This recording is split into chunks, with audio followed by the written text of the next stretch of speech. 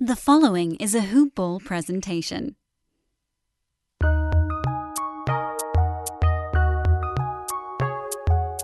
Welcome to the Fantasy NBA Today podcast.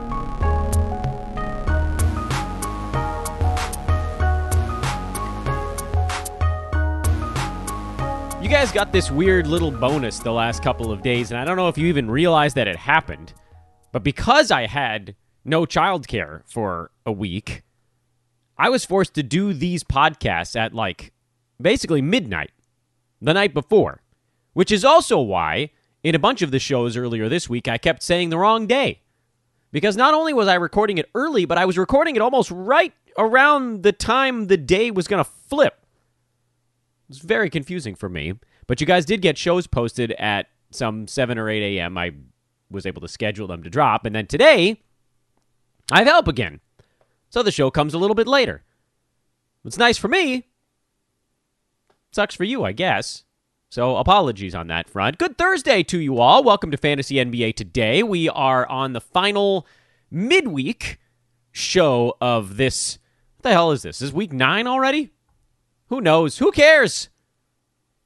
Utter craziness. We're just gliding along. We're a mere 2 weeks away at this point, basically, from the All-Star break. We got a big Wednesday to review, a very short Thursday to preview, although kind of an interesting one. Some fun ball games. TNT Thursdays, they don't mess around with uninteresting basketball games on Thursdays. 2 good ones, really. Toronto, Milwaukee, Lakers, Nets. I don't know why I went cities with the first game and team name with the second one. And then somewhere off on the periphery, the Heat, who refused to win a game, and the Kings, who are arguably the streakiest team again. Those 2 teams are playing. Let's see who the hell is actually in those ball games. And we'll break all that good stuff down. So welcome to the show, everyone. I am Dan Besbris, your host, at Dan Besbris on Twitter. You guys know the drill here at the front end. At DANBESBRIS, or just Google search Dan from Hoopball. We're pushing our YouTube feed on you guys right now, and I think some of you have gone over there and checked it out. Really fun thing coming up later on today on the Hoopball YouTube page, which, again, not available anywhere else. These things are YouTube exclusives.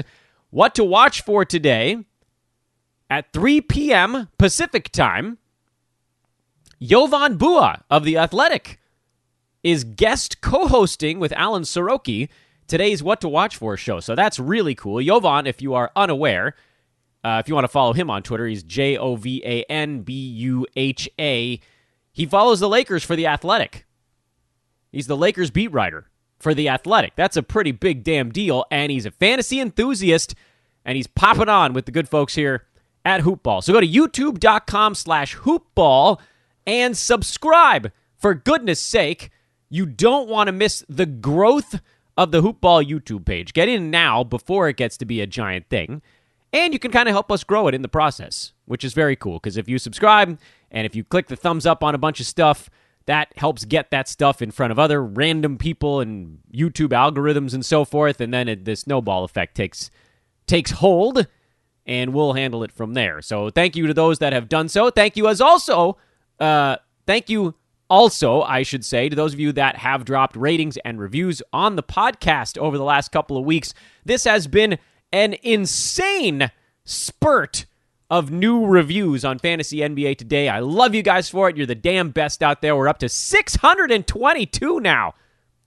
A few more of you have done it over the last couple of days. Goal was 625, and we're almost there already. To those that are trying to figure out how to do it, they've not made it simple, which is a real pain in the butt. If you're on a mobile device, if it's an Apple mobile device, basically, by the way, this is how to do it using iTunes. I don't even know how to do it using Spotify and Stitcher and Google Podcasts or whatever they're calling their service these days. I do know how to do it on Apple, and that is sort of they're the juggernaut in this playing field. If it's on a mobile device, you open up the podcast app and use the search function. That's really important. Search for Fantasy NBA Today.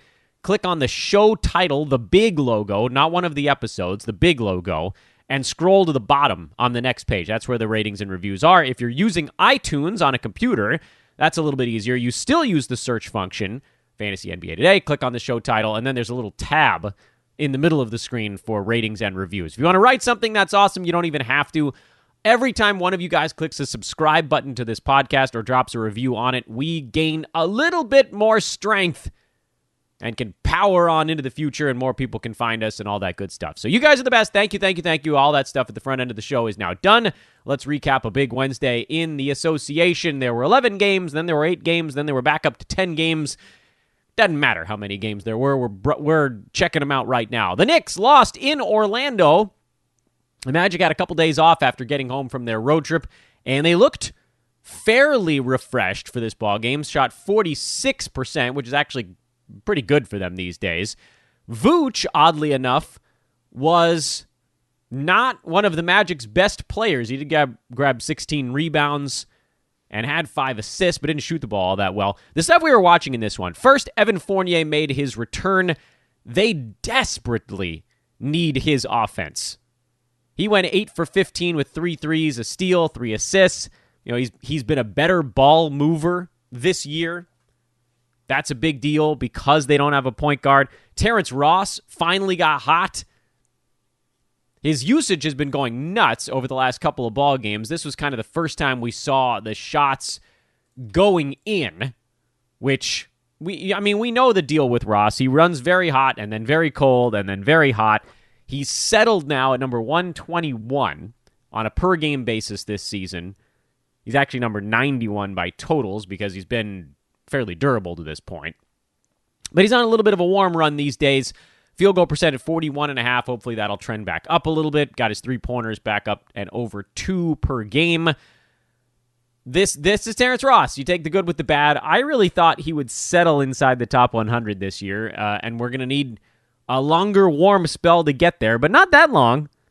That's the beauty of being just outside the top 100. It only takes 1 or 2 good games, and all of a sudden you're on the other side of the fence. Dwayne Bacon had a good ball game, but he only played 18 minutes, so I'm not diving too deep into that one. The other guy we were watching was Michael Carter Williams, who played 30 minutes. No Cole Anthony, I know, but I really do think this is Carter Williams' job to lose at this point. And mind you, he could lose it, but defensively, he's a colossal upgrade over Cole Anthony or Frank Mason, who got hurt, and they signed Chasen Randall to be the backup point guard on the team right now. Chasen Randall, I don't think, is going to take that job from Michael Carter Williams either. Carter Williams did have 7 assists in yesterday's game and 1 steal. Only 2 rebounds, though, and only 6 points. His percentages are not good. He does seem to profile, at least right now, as more of a points league guy. This is, by the way, this was the game I put on your homework assignment list. So we're not going to waste any time. We're going the full throttle here on this ball game because there was a lot that happened. I try to do my best when there are guys who have a clear split like this. Michael Carter Williams seems like a definite hold in points leagues because he's playing 30 minutes as a starting point guard, and he can get you somewhere between 5 and 8 assists per ball game, and he'll probably, I would think in general, see more than 2 rebounds because he is a bigger point guard. Vooch just got him all in this ball game because the Knicks centers didn't spread the floor. When a center spreads the floor, you need more gang rebounding. Knicks had mostly Nerlens Noel, and so Vooch was able to camp out near the rim, get a whole bunch of boards. So the other guys didn't need to.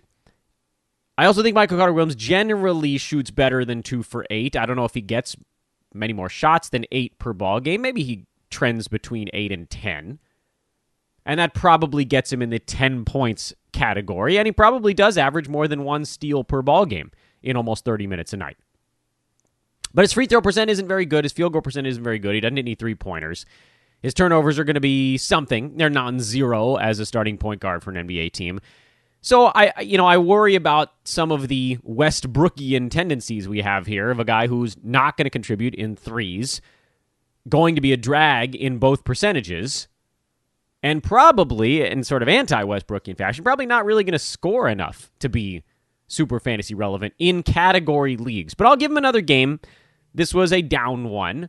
You want to see kind of how it averages out. Maybe they get a little higher scoring in an upcoming ball game.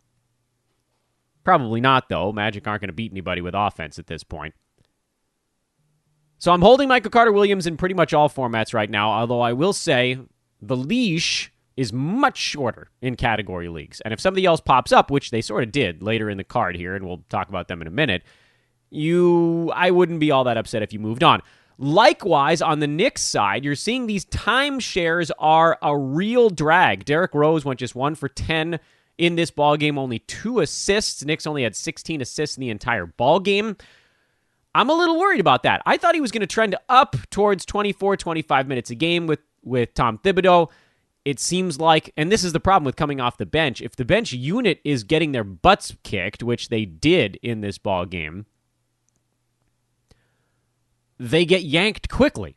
I think the bench unit played like 6 minutes in the first half. Tibbs was like, oh, this isn't, and he threw his starters back in post-haste, which meant Emmanuel Quickley had a poor ball game. He did make 7 free throws, so I guess that was something.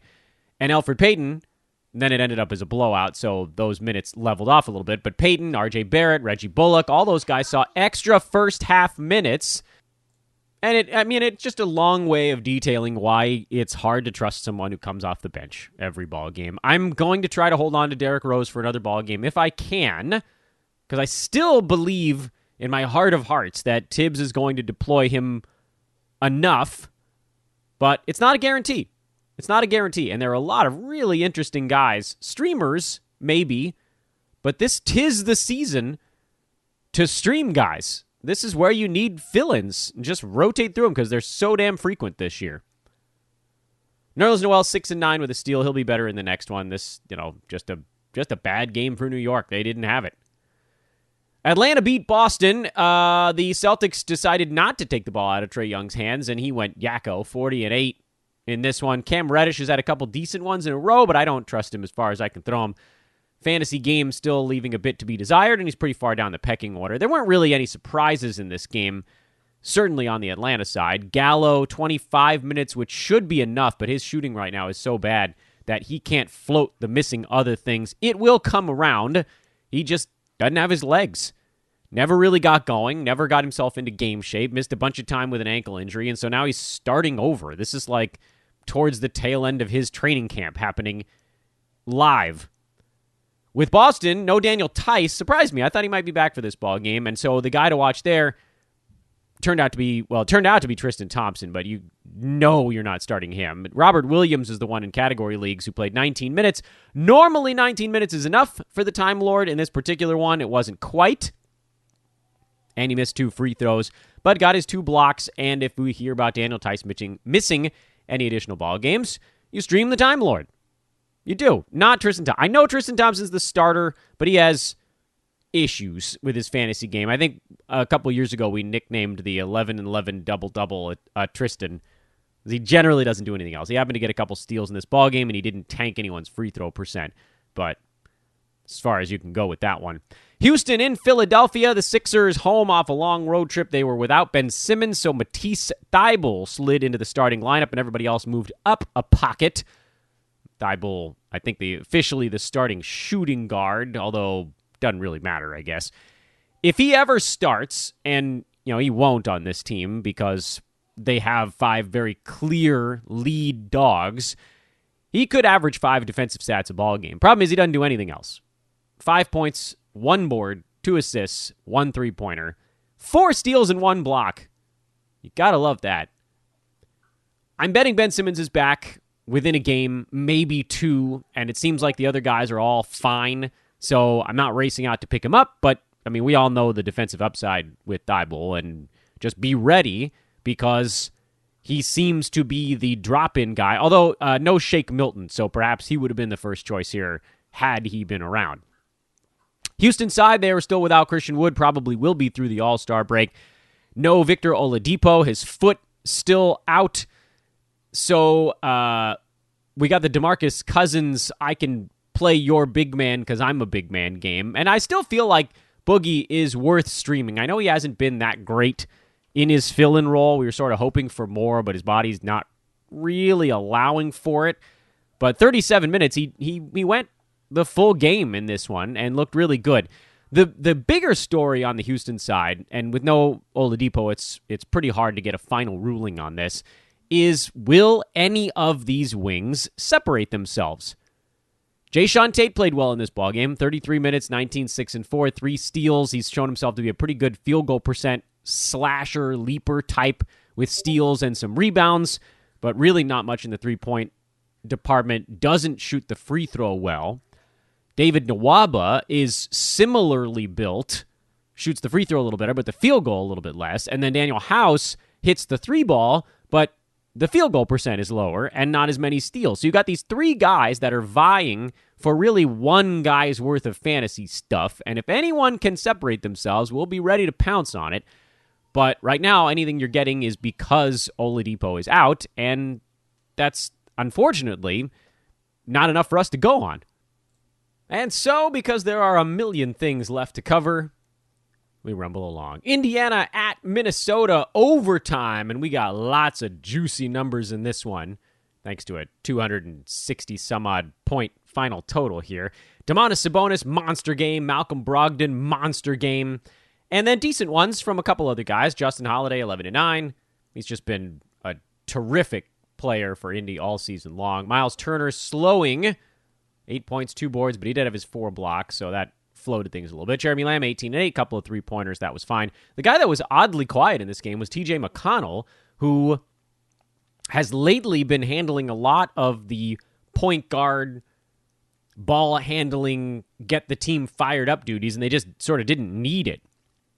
Sabonis and Brogdon accounted for 17 of the team's 31 assists. I think McConnell will be fine in the next one. He went back to the bench with Doug McDermott returning, but McDermott wasn't very good in this ball game. So a little bit inexplicable. Also, Aaron Holiday had arguably his best game of the season.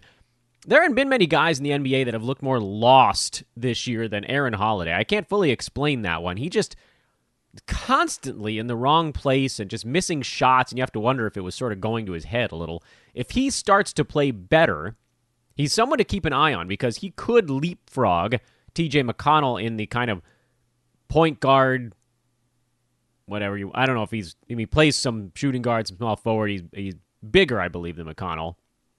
Keep an eye on that, just in case. Just in case. We're always riding McConnell until the wheels fell off, but I never really expected him to last the whole year. I thought he might last until a TJ Warren or a Karis LeVert came back, but there's no guarantee on that one.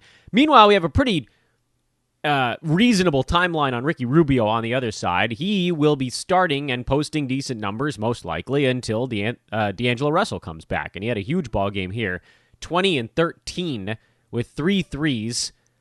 And, he's a guy that we said a week and a half ago, almost 2 weeks ago now, you just sort of have to plop him on your bench because he's playing starters minutes with no Russell, and he was showing signs. He wasn't scoring, but he was rebounding, passing, getting his steals, hitting his free throws, kind of the usual stuff that floats his value. We thought, well, look, if anything really ever pops loose, we want to be the team that already has him on the roster. And so now we are, and it's paying off. Cat is getting there. Talked about how his wrist still hurts, but he did have 13, 10, 2 steals, and 2 blocks, so that's all right. And then Anthony Edwards cooled off in this one, but still took 15 shots. And so really I'm not worried about it. His role is locked in now, and I think you can trust him. He's just getting better by the week, and the trend line is the right way. Naz Reid went crazy big in 18 minutes off the bench, but that's just not enough time. So no real big changes here other than to say, man, it's a good thing we already had Rubio kind of semi-streamer stashed, so to speak. And then McConnell, you're not dropping. Not yet. Detroit and Chicago in the makeup, well, not really a makeup game. It was sort of like a play early game because they were going to play other teams. Those games got canceled, and then so they just played each other in Chicago. Jeremy Grant made his best effort at a Boyan in this game. 43 points and almost nothing else somehow. 2 boards. 1 block was the only non-scoring stats he had to his ledger. Very weird, but good to see him hit a lot of his shots. This helps his field goal percent. Shot 60% for the ball game in that one. Jeremy Grant, number 26 by averages at this point in the season. Well, he just continues to roll along. Dalon Wright, another good ball game, 12, 4, and 4 with 3 steals. He's been brilliant, and I'm only upset I didn't get him in more places. The story on the Detroit side, the guy we were watching was Sadiq Bey, who had 12 and 7 with 3 assists, a steal, and a 3-pointer in sort of I know he'd started a couple of games already, but this is kind of the first, okay, Blake is fully shut down until he gets moved. You're the starter. I don't know if he can last through the season. I mean, this is asking a ton of a young player. Yeah, he had a couple of college years under his belt, so he's not like a 19-year-old coming out like we saw with Dumbuya last year. He had 2 or 3 good games and then just crapped out. Bay probably can handle the pressure, the load a little bit better. But there's other, like Josh Jackson can play small forward. You might see them rotate other guys in. It wasn't a particularly deep rotation for Dwayne Casey. He only went 9 deep in this ball game, and a competitive one, so maybe an example of where you're looking. We talked a bit about Bay on either yesterday's show or the one before. I've lost track of the days, and frankly, it doesn't really matter. He's going to be fully rostered in pretty much every fantasy league because of the Blake Griffin news. But what we don't really know is, what is his stat set? He appears to be a good foul shooter. I think we can say that with some measure of confidence. He doesn't appear to be a guy who gets a ton of defensive stats. He's at 0.5 steals in about 20 minutes per ball game right now. And he got 1 in 32 minutes yesterday after 3 the previous ball game. But the 3 previous games, he didn't have any. And it wasn't like he wasn't playing any minutes. Yeah, he had an 18-minute game in there, but that was 3 games, a total of about 65 minutes, and no steals or blocks. I think he has like 1 block the whole year at this point. His rebounding is fine. It looks like if he's out there long enough, he'll just sort of fall into 5-ish boards as a small forward. The passing seems to be okay. He had 6 and then he had 3, although again, he had 2 previous games he didn't have any. So it's unclear what he really is, other than it seems like he's been hot from three-point land lately, and so he's around 2 3-pointers a game on the season in only 20 minutes. Does that trend up to 3 3-pointers in 30 minutes? I kind of doubt it. Field goal percent is low. We don't really know where that's going to settle either. So I get it. A lot of people have picked him up to see where this goes. Even if I did pick him up, I wouldn't be starting him until we knew more about what he's actually going to provide. And frankly, he's a guy, to me, that might fall into the streamer category in terms of what he gives you on a game-to-game basis. Kind of, might have a week where he's inside the top 100, a week where he's outside of it, settles probably somewhere in between those two. I would rather go ultra hot, super obvious streamer hunting with that particular roster spot, because I don't know that the upside is that high. And, mind you, in a month or two, we still might see Killian Hayes on this team. That's probably your guy. I mean, he's going to get totally turned loose down the stretch. Chicago side, Wendell Carter Jr., second game back. He's up to 27 minutes already, and that's cool. 18-3 with a steal and 2 blocks. We saw everything we wanted to out of Wendell Carter Jr. in this game, other than more rebounds, which went to our buddy Thad Young, who fouled out in 24 minutes, but normally he would be playing more there too. So no real adjustments. Patrick Williams had a slightly better ball game here. Low usage for him right now, and that's a shame, because I think if they let him do more stuff, he might be worth fantasy owning, but he's not at the moment. So your guy there, Wendell Carter Jr., who did definitely get dropped in a lot of spots, he looks pretty good since coming back, and I got to think the minutes keep trending up, and I love me some Thatitude. Washington beat Denver in a high-scoring game. I thought about taking the Wiz. I thought about taking the over. Ultimately, I went with the Wizards, and either one would have been right. Teams shot the ball well. Pace was high. Washington, is there time on this podcast for another rant about why you're not fouling up 3 at the end of a ball game? It's so foolish. The Wizards have Davis Bertans, Bradley Beal, Raul Neto. They have some real, legitimately good foul shooters on that team. If you're worried, are we going to win a free throw shooting contest with the Nuggets? The answer is enough. If you're up 3, and at the time, they were up 3 with 9 seconds to go in the ballgame, with a foul to give. So, Nuggets inbounded, started to run a play. Westbrook, I think, took a foul there. So that was cool. And then there were 5 seconds left. And at that point, the Nuggets took their final timeout. Just make sure I'm getting my recap in my head right. So now Denver is out of timeouts. with 5 seconds left, they've crafted a play or crafted a way to get the ball into the hands of presumably Jokic or Jamal Murray. Ball comes to Jamal Murray, who backs out a little bit and puts it on the ground. As soon as someone puts it on the ground, you must foul them, or at least make you think they're going to be fouled. You must. I understand that there's a possibility here where you foul someone taking a three-pointer. What if it goes in? You end up down a point? That's pretty low. Like, if they see you coming to foul them, an NBA player is smart enough to go put the shot up. So you have a couple of tools in your tool belt as the defending team. Rui Hachimoro was the guy who got switched down to Murray as they were switching everything. Just bear hug him. Chase him down and run straight through his body if you have to. And as he faces up on you and puts the ball on the ground, just basically go running at him. Whatever you got to do. Foul someone as soon as the ball leaves the hands of the inbounder. Because they're 2 free throws and they're going to foul you, and all you have to do is not turn it over. Is that the fear here, that you're going to turn it over on an inbound? Anyway, Jamal Murray tied the ball game. Wizards got very lucky because Bradley Beal got open with 2 seconds left, and JaMychal Green landed on him. Beal hit 2 free throws, ball game over. But my good Lord, I mean, we saw it in the Suns-Nuggets games too. Both teams didn't do it. Why are we not? Whatever. Jokic, big ball game. Jamal Murray, good to see him have a good one. JaMychal Green, filling in for Paul Millsap, had a nice performance. Michael Porter Jr. played a little bit better in this one. You'll take it. Facundo Campazzo was the guy we were hoping to stream, but then Monte Morris and Gary Harris both got ruled in, and so Campazzo was no longer worth a stream. JaMychal Green has some legs here for as long as Paul Millsap is out.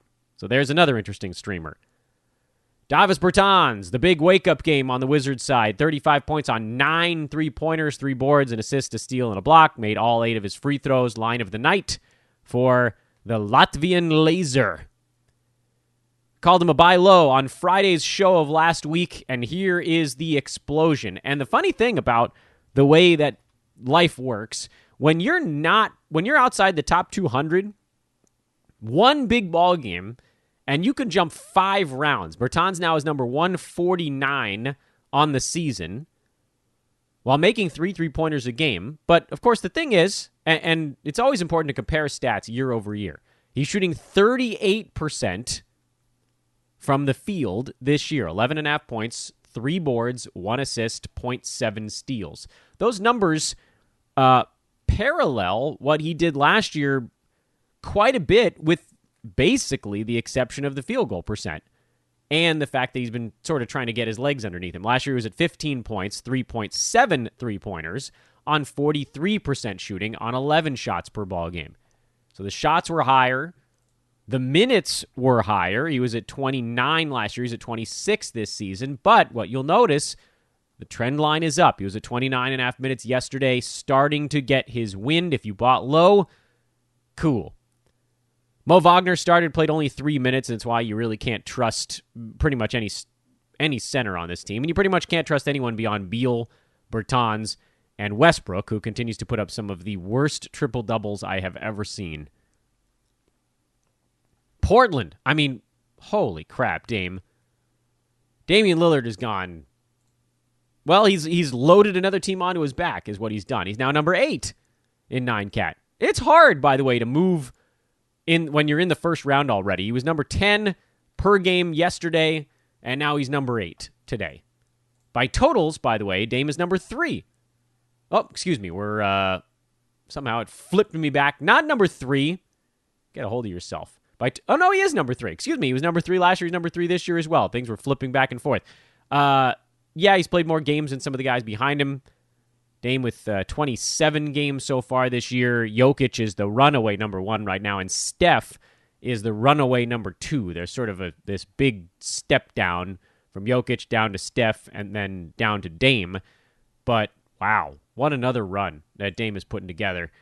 Meanwhile, Rob Covington, 12 and 8, 2 threes, 2 steals, 4 blocks, 8 cash counters for Covington in this ballgame. He is now number 64 in 9 category leagues, and he's still only shooting 37% from the field. He went 5 for 6 in this ball game. Yeah, we'd love him to take more shots per game. That would be swell. But you're seeing again, he doesn't need to. He doesn't need to. Over the last month, Covington is number 32. 9 and 7 with 3.2 defensive stats and actually fewer than 2 3-pointers a game. 32 over the last month. So if you were worried, by the way, he's number 26 over his last 2 weeks. The defensive stats, everything just continues to go up, and here he is on his way back to where we always knew he would be. Gary Trent, still the stream meister on this team. No changes there for Portland. I just wanted to highlight how good Rob Covington had been lately, and Dame as well. New Orleans side, Steven Adams hurt his ankle early in this ball game. He's questionable for their next one. Willy Hernangomez stepped in, played 29 minutes at 11 points and 17 rebounds. He's a rebounding machine when he's on the basketball court, and it does seem like he's the backup. He's past Jackson Hayes. And I grabbed Willy Hernangomez in every games cap spot I could, because if I can even milk 2 games out of him, it'll be worth it. He could give me 30 rebounds in those 2 games. I would like that very much. I don't know. Steven Adams might play in the next one. He's a tough guy, but he's been sort of dealing with stuff. I think Adams had, didn't he have a sore back briefly in a previous ball game? His minutes sort of down for a few games in a row there. They play again tomorrow on Friday against Phoenix. I'm sure they'd love to have him back. But with a back thing, an ankle thing, I mean, I don't know how many times you need to keep pushing your way through until you finally just get a day off. We'll see. You'll have to monitor the news on that one, but damn, if we find out that Hernangomez is getting a start in their game tomorrow or any sequence of games, cash it in, man.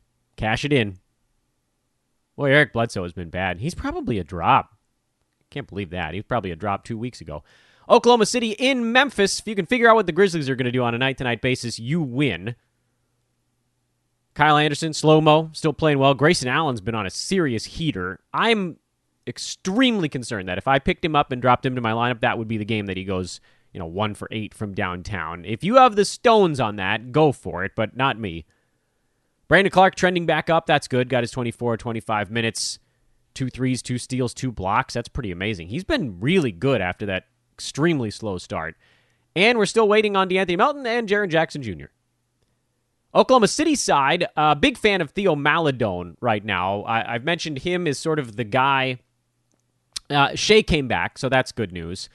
Horford sat this one out, so Isaiah Roby got the start. And anytime that Horford sits, you can feel pretty comfortable streaming Roby. But you're eyeballing the back-to-backs at that point, and sometimes you get the information a little bit too late to do anything about it. In terms of all of the young guys on this team, and when I say the young guys, I mean Hamidou Diallo, Luke Dort, Darius Baisley, and Theo Maledon. Those are the 4 youth movement guys that I think for Oklahoma City, if they were like, hey, who are you kind of building your team around, those are the 4 names that would pop up. I know Justin Jackson had a couple big fill-in games, but I don't think he's a key piece. Same story, Kenrich Williams, and he's not, I wouldn't call him the young guy either. I know he's not an old dude, but anyway, you get my meaning. Those are kind of the main 4. Baisley had a better ball game here, but we've seen his massive fantasy issues, field goal percent, free throw percent, just huge drags. Otherwise, really interesting.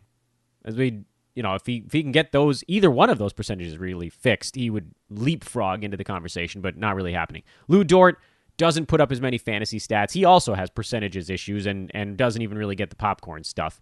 So, and then Diallo, he's a little bit farther down the pecking order, not a floor spacer, not a great foul shooter, turns it over a lot. That's why you come around to Maledon. He's the point guard, which already gives you kind of an inside track to fantasy value, even though Shea is really the orchestrator on the floor. But for Maledon, 3-pointers, some assists, some steals. He's shown a proficiency in categories that can move you up the ranking board quickly. If you can get Maledon, I would do it. I don't know what George Hill's timeline looks like, and it's possible even when he gets healthy, he doesn't regain the starting role. And at some point this year, Hill's probably either getting bought out or traded. So Maledon has some really nice second half appeal. And we're close enough to the second half now where we can start talking like that. So Maladon's a guy, he's a streamer with benefits. I want to try to make that a term. It's not friends with benefits, it's streamer with benefits. It's a streamer where he might just have the job. Miami Golden State, another overtime game. Heat blew a double-digit lead late, and they're just not good right now. Kelly Olynyk was meh. I mean, serviceable ball game, but not good. Kendrick Nunn has moved into this weird scoring role with Goran Dragic out, but no, I'm not buying into that one. Duncan Robinson finally got a couple of steals and 4 rebounds, but he's been way down this year. And Jimmy Butler a triple-double. But look, let's give Andrew Wiggins a lot of credit. Butler triple-doubled, but he wasn't that great. 5 turnovers, didn't shoot the ball well, didn't get to the free throw line even one time. There are problems in Miami, and they've been there basically since this team got knocked out in the bubble. They're just not the same. I faded them this year. I have an under bet on their season win total, so I should be happier, but it's kind of weird. Warriors had Draymond Green a late scratch, so they went Juan Toscano Anderson at center, and it didn't go all that great from that perspective. Somehow they won the ball game. Go figure. Honestly, I don't really know how they did it. Kent Bazemore exploded. Kelly Oubre has been better lately. Patchwork this thing for the Warriors. I'm not making many massive changes here. I think Duncan Robinson is teetering on the brink of droppable. I'm not adding Kendrick Nunn. Kelly Olynyk, if he goes into a little cold patch here, you could bench him if you want. I still think he finishes inside the top 100, certainly by totals and maybe even by averages as well. But yeah, I mean, things are weird for the Heat right now. And then the Clippers, still without their 2 superstars. Sounded like Kawhi was close. He ended up sitting this one out, and the Jazz whomped him. Big second-half run for Utah, as per usual. Royce O'Neil, maybe the most under-rostered top 90 player I've ever seen in fantasy. He should be owned everywhere, and he's not. Like, he's been legitimately helpful in 9-category leagues for pretty much the entire season. He's ranked ahead of a lot of guys that are rostered way higher than he is. Clippers side, Ivica Zubac's had a zoo. This is what I'm going to call it. Anytime he plays 21 or 22 minutes and gets you 8 points and 10 rebounds, that's a Zubac. Late round center, very predictable, no upside. Patrick Beverly is the guy we're keeping tabs on because the return of Paul George and the return of Kawhi Leonard, they don't impact him the same way they do with like a Lou Williams, where Beverly had 8 points, 4 boards, 2 steals, 2 blocks, and a 3-pointer. Only took 3 shots, made them all. But I want to see those minutes get back into the high 20s before I advocate actually dropping him into your lineup. And Marcus Morris, who did take 15 shots, so that's the good, but missed most of them. That's the bad. His heater kind of wore out there. But some really interesting streamer stuff that went on that big Wednesday card. Really interesting streamer stuff. I'm all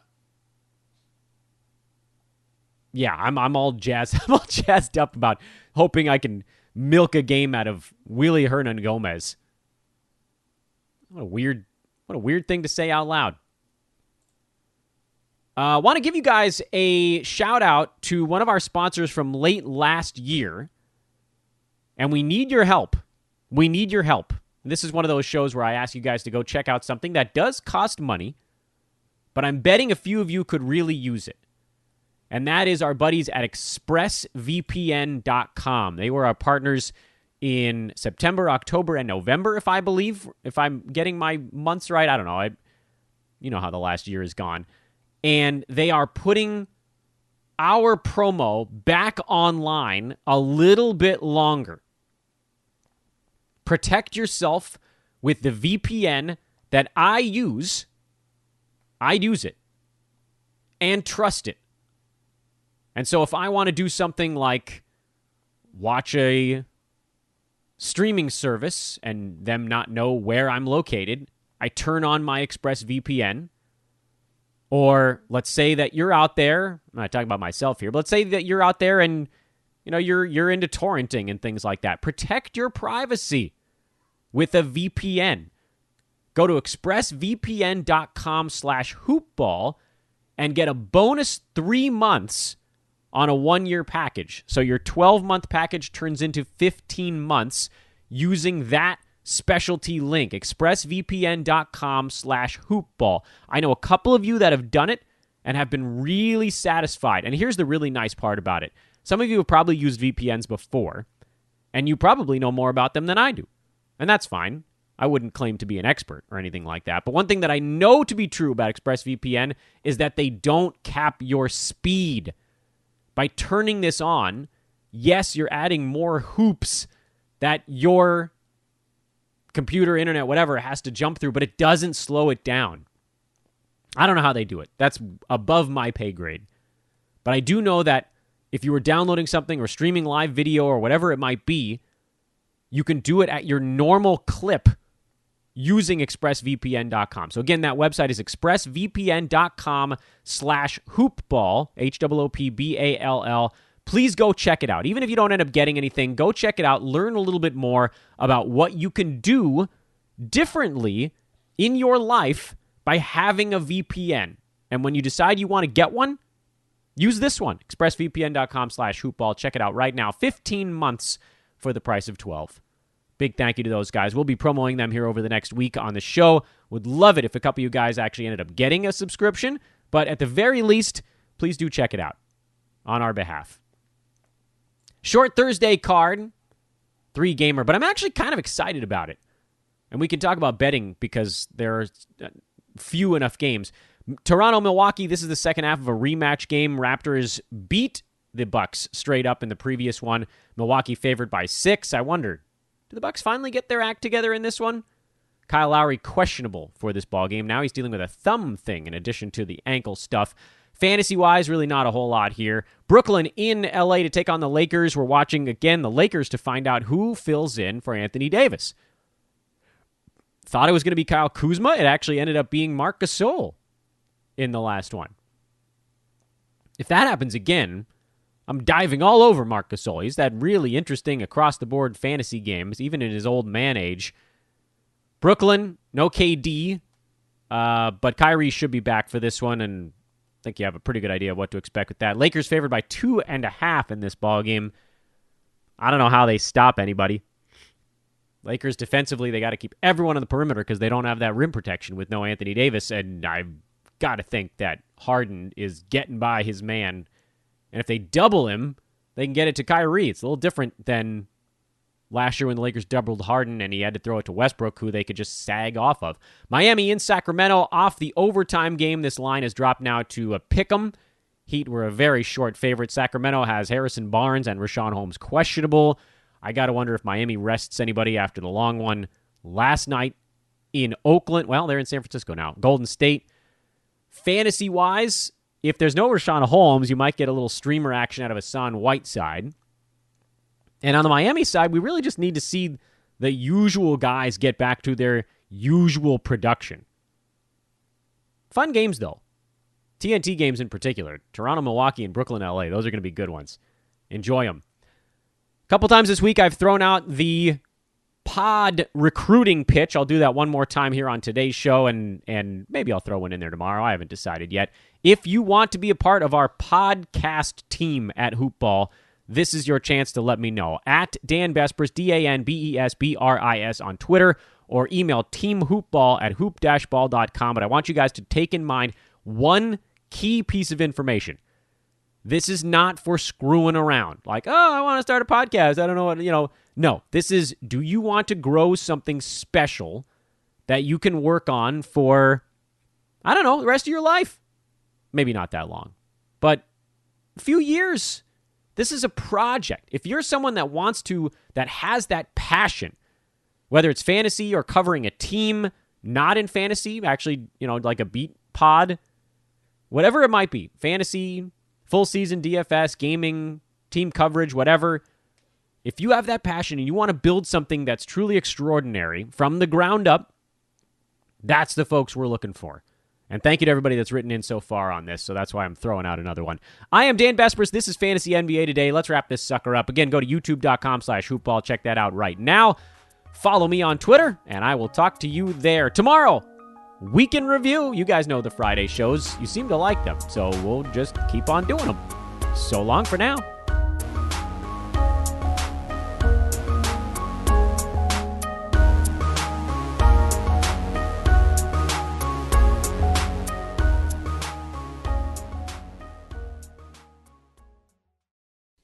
This has been a Hoop Ball presentation.